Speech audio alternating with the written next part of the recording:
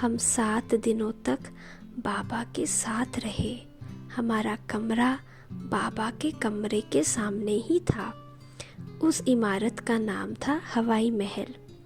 हम देखते थे कि बाबा रात को अपने कमरे के बाहर चारपाई पर मच्छरदानी के अंदर योगयुक्त अवस्था में पद्मासन पर बैठे थे, और जब सुबह उठते थे तो तुरंत बाबा को देखने बाहर आते थे और बाबा उसी योग मुद्रा में बैठे देखते थे।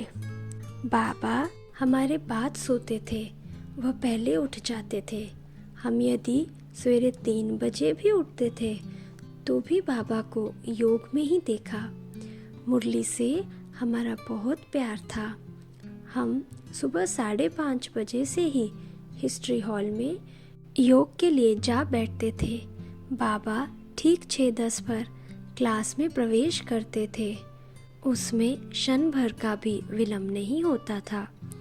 एक महत्वपूर्ण बात जो हम रोज़ देखते थे वो थी कि जैसे ही बाबा ने हॉल में प्रवेश किया तो मानो पूरा हॉल ईश्वरीय तरंगों से, मैं कहूँ कि पावरफुल करंट से ऐसे भर जाता था कि सभी का अंतर्मन जागृत हो जाता था।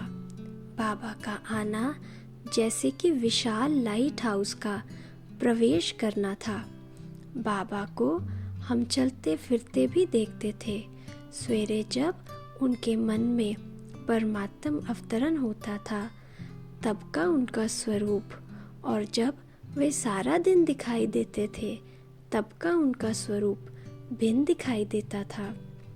हमारा जन्म आर्य समाजी परिवार में हुआ था और वहाँ परमात्मा के अवतरण को नहीं माना जाता, परंतु इन सभी अनुभवों से मेरी बुद्धि ने स्वीकार कर लिया था कि बाबा के तन में भगवान आते हैं, ज्ञान सुनाते हैं और अपने परम धाम चले जाते हैं। एक अति सुंदर दृश्य जो मेरे मन पर बाबा की निरहंकारिता की छाप छोड़ गया था, आपके समक्ष प्रस्तुत है। हमारा ग्रुप बाबा के कक्ष के बाहर खड़ा था। बाबा बनियान व निक्कर पहनकर हाथ में पानी का लोटा लिए शौच अर्थ जा रहे थे। ये शाम का समय था।